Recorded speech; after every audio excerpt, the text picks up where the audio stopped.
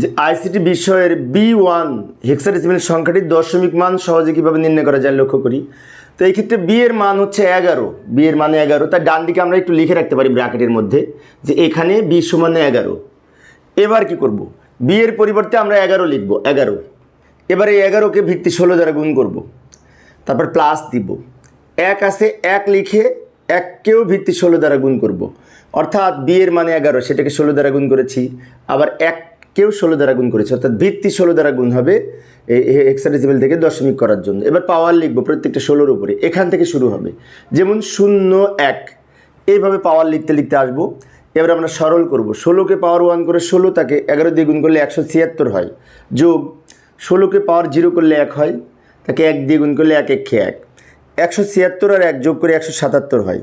এখন 177 সংখ্যাটি তো দশমিক সংখ্যা, তাই ভিত্তি হিসাবে আমরা এখানে 10 লিখব।